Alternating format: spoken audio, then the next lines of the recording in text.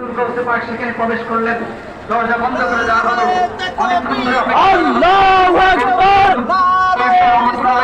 ইয়া রাসূলুল্লাহ একের পর এক ইয়া রাসূল আযম বিভিন্ন দেশের প্রধানরা দোসবাকের ভিতরে গিয়ে স্বাগতম বের হচ্ছেন না। শেষ পর্যন্ত ওই তার আগমন লাল গোলাপ শুভেচ্ছা নারা